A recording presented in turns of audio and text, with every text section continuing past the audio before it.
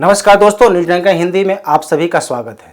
अली बाबा दास्तान ने काबुल की लीड रोल निभाने वाली तुनिसा शर्मा की मौत की गुत्थी सुलझने के बजाय उलझ गई है। शुरू में पुलिस ने इस केस के लव जिहाद एंगल को इनकार किया था, लेकिन कई लोगों का कहना था कि यह मामला लव जिहाद का ही है। वहीं तुनिसा के परिवार का आरोप है कि सिजान खान तुनिसा से धर्म परिवर्तन करने के लिए दबाव डाल रहा था। इसके अलावा भी उन्होंने कई आरोप लगाए हैं। हालांकि तुनिसा की मां बनीता का आरोप कितना सही है यह तो जांच के बाद ही पता चलेगा, लेकिन इस आरोप के साथ सिजान के ऊपर दोष मढ़कर तुनिसा का परिवार पल्ला नहीं झाड़ सकता, क्योंकि अगर सिजान ने तुनिसा को थप्पड़ मारा तो उसकी शिकायत तो उन्हें करनी चाहिए थी, उसका विरोध करना चाहिए था। क्या तुनिसा का परिवार ऐसा किया? अगर नहीं किया तो ऐसा क्यों नहीं किया, यह भी तुनिसा की मां को बताना चाहिए। बड़ी अजीब बात है कि जब श्रद्धा की हत्या का मामला टीवी और अखबारों की सुर्खियां बन रहा था तो यह परिवार कहां था? हम यह नहीं कह रहे कि सिजान सही है या तुनिसा गलत है। सवाल यह है कि तुनिसा का परिवार और सिजान का परिवार श्रद्धा की हत्या से कितना सबक लिया। जब सिजान तुनिसा पर धर्म परिवर्तन का दबाव बना रहा था तो उस समय यह परिवार कहां था और क्या कर रहा था? क्या इस परिवार ने अपनी बेटी से इस संबंध में बात की? अगर बात की तो क्या बात की? तुनिसा के परिवार को यह बताना चाहिए, क्योंकि तुनिसा 20 साल की थी और बालिग थी, उसे अपना निर्णय लेने का अधिकार था। श्रद्धा केस में तो उसने खुद अपने घर वालों को छोड़कर आफ्ताब के साथ रहने लगी थी। क्या माता पिता का यह धर्म नहीं है कि अपने बच्चों को बताएं कि क्या गलत है क्या सही है?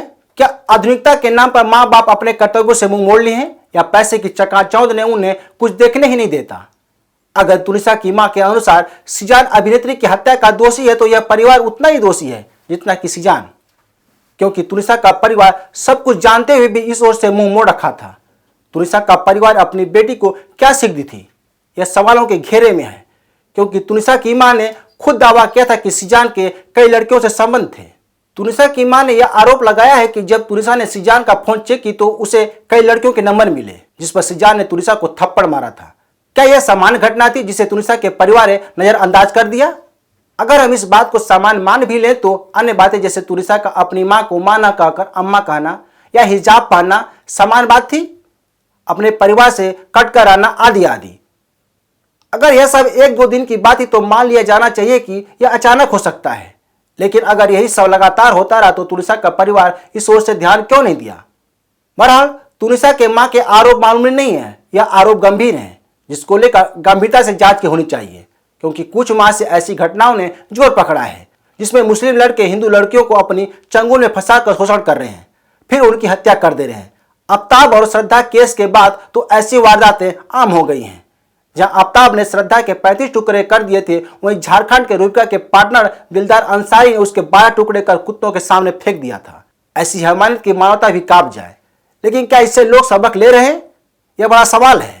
अब लोग कहेंगे कि यहाँ यह कहा जा रहा है कि दूसरे धर्म के लड़के से शादी न करो, प्रेम न करो।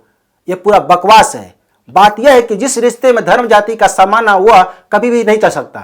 यहाँ शादी होने से पहले धर्म बदलने की बात की जा रही है। तो कहाँ का प्रेम? कौन सा प्रेम?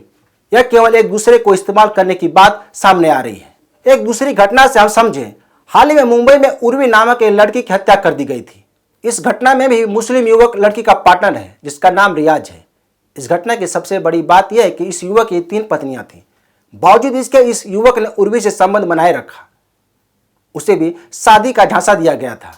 इन सभी घटनाओं में एक बात कॉमन है कि जब लड़की की ओर से शादी का दबाव बनाया गया तो इन लोगों ने उन लड़कियों को ठिकाने लगा दिया। ऐसे में सवाल उठता है कि कौन किसका इस्तेमाल किया। तो ऐसे सवाल यह है कि क्या इन घटनाओं में समाज कुछ सीखा? क्या लोग अपने बच्चों को ऐसे संबंध पर ऊंच नीच बताएंगे या समाज की समझदारी पर छोड़ देते हैं? तो फिलहाल आज के लिए इतना ही। तो दोस्तों, इस वीडियो को शेयर, लाइक और कमेंट जरूर करें। ताज़ा खबरों के लिए न्यूज डंका ऐप को डाउनलोड करें। हमारे यूट्यूब चैनल को सब्सक्राइब करें। धन्यवाद।